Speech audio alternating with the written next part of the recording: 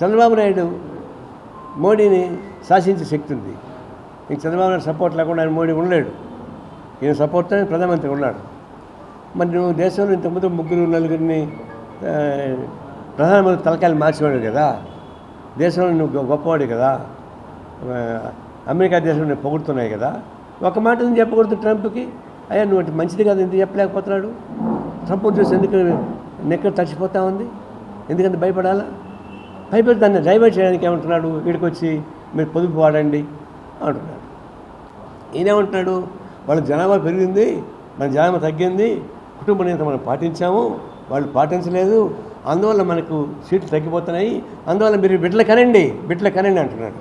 ఏమో యంత్రం ఆయన ఏమైనా బిడ్డలు కనడానికి? యంత్రం ఆయన ఏమన్నా? సౌలభ్యం కోసం ఫ్యామిలీ వస్తూ ఉంది. ఇప్పుడేమంటాడు? 30,000 ఇస్తా మూడో బిడ్డకి, 40,000 ఇస్తా నాలుగో బిడ్డకి. అంటే ఏలమా? సంతలో ఏలం వేసేది అది. ఆ 30,000 ఇస్తే ఎంత వస్తుంది? వాళ్ళ డైపర్లకు సరిపోదు కదా. నేను ఉందా? వాళ్ళ డైపర్లకు సరిపోతాయా 30,000? జీవితాంతా అట్ట చేస్తారు. అందుకే మేమన్నామంటే నీవు చిలిపి చేస్తున్న మానుకు, కేవలం ప్రధానమంత్రి మోడీ చేసేట దుశ్చర్యకు వ్యతిరేకంగా మాట్లాడడం చేత కాకుండా ఆడవాళ్ళని బిడ్డలు కానీ ఇంకొకటి చెప్తా ఉన్నాడు. పని నీ మాట విన్నాం ముఖ్యమంత్రి కాబట్టి మా కర్మగాలి. ఇప్పుడు మీ మాట ప్రకారం కానీ అందరికీ ఆ పిల్లలకి జీవితాంతరం మేము పోషిస్తామని చెప్పేసి ఒక అగ్రిమెంట్ రాసేయండి, ఒక చట్టం చేయండి. నా ఆజ్ఞ ప్రకారం ఇప్పటి నుంచి మూడో బిడ్డ నాలుగో బిడ్డ కనుక్కుంటే వాళ్ళ పోషణ మొత్తం జీవితాంతరం పోషణ మొత్తం మేము చూస్తామని చెప్పేసి ఒక క్యాబినెట్ తీర్మానం చేయండి. ఒప్పుకుంటాం. చేయగలరా? చేయలేనప్పుడు నోరు మూసుకొని ఉండాలి. నిజం చెప్పడం చేత కాకపోతే నోరు మూసుకొని ఉండాలి తప్ప ఈ విధంగా డైవర్ట్ చేయడం కరెక్ట్ కాదు. అందువల్ల ఇవన్నీ ఆయిల్ సంబంధించినటువంటి క్రైసిస్. ఇది సహజంగా వచ్చిన సంక్షోభం కాదు. ఇది మానవులు చేసిన పని, ట్రంప్ చేసిన పని.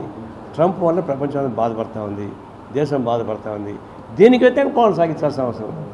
ఆ విధంగా ఫైట్ చేయకుండా కేవలం తూతో మంతం చేసుకొని మీరు దుబారా తగ్గించంటారు.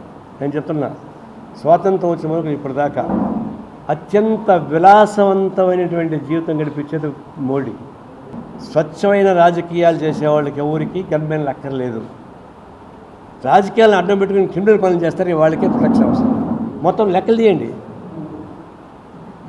రాజకీయాలు అడ్డం పెట్టుకొని ఎవరైతే క్రిమినల్ యాక్టివిటీ చేస్తారో వాళ్ళకి రక్షణ అవసరం, మిగతా వాళ్ళకి అవసరం లేదు. కేరళలో వచ్చి చూడండి, ముఖ్యమంత్రులు అందండి, వాళ్ళకి వాళ్ళ ఎమ్మెల్యే హాస్టల్ చూస్తే అది ఒక్కటి కనపడు. వాళ్ళ మంత్రులు వస్తారు, ఎంతమంది వస్తారు వాళ్ళ దగ్గరికి? ప్రతి ఎమ్మెల్యే ఒక రాజు.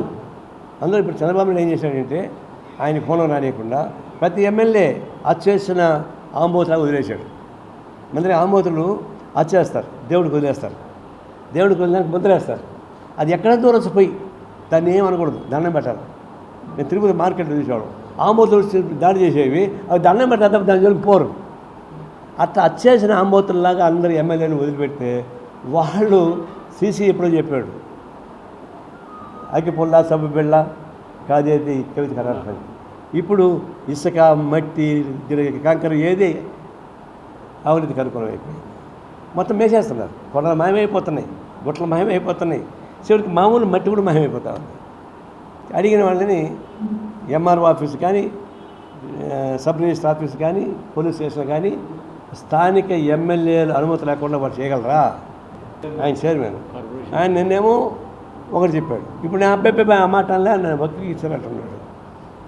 నీ నోరు వక్రీకరించిందాం కానీ భాష వక్రీకరించలే. నువ్వు ప్రైవేటైజ్ ఎలక్ట్రికల్ పెట్టండి, తప్పే ఉంది.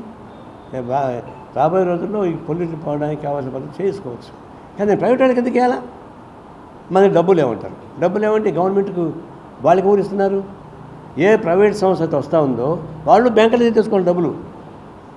వాళ్ళకి బ్యాంకులో అప్పు పుట్టుతుంది, గవర్నమెంట్ పుడదా? అంటే గవర్నమెంట్ దివాళా తీసిందా? నేను మోడీకి అప్పు దొరుకుతుంది, విజయమాలకి అప్పు దొరుకుతుంది, వేల కోట్ల రూపాయలు అప్పు తీసుకున్నారు, వాళ్ళు ఎక్కువ వెళ్ళిపోయారు, 25 లక్షల కోట్ల రూపాయలు అప్పు తీసుకుని వెళ్ళిపోయారు. వాళ్ళకి అప్పులు దొరుకుతాయి, అదే గవర్నమెంట్కి అప్పు దొరకవా? ఇది కేవలం తప్పించుకొని ప్రైవేటు కార్పొరేట్ కంపెనీస్కి, ప్రైవేటు వ్యక్తులకి దారాదత్తం చేయడానికి ఉపయోగపడే పాలసీ వచ్చింది కాబట్టి జనజీవన సంవత్సరం ఉన్నటువంటి సౌకర్యం తీసేస్తున్నారు. చాలా అంతా కులము, మతము, డబ్బులు, అధికారం, ఈ 4 పవర్ఫుల్ వెపన్స్ మా దగ్గర లేవు, వాళ్ళ దగ్గర ఉన్నాయి. మేము జెండా పుల్లలు, జెండా కర్ర పెట్టుకొని మేము తిరుగుతున్నాం. కానీ ఎప్పుడైనా సరే ఈ కమ్యూనిజం అనేది పోయే ప్రసక్తి లేదు.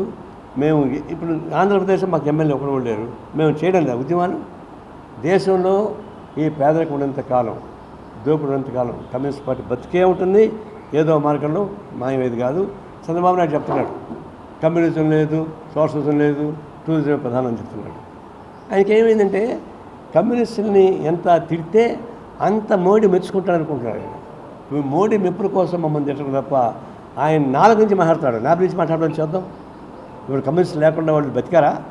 ఎన్టీ రామారావు ఇష్యూలో కానీ ఇంకొక ఇష్యూలో కానీ కమ్యూనిస్ట్ సపోర్ట్తో కానీ వీళ్ళు బతికింది. ఇప్పుడైనా మోడీ కటాక్షం కోసం దిగజారి మాట్లాడేది తప్ప ఇంకోటి కానే కాదు.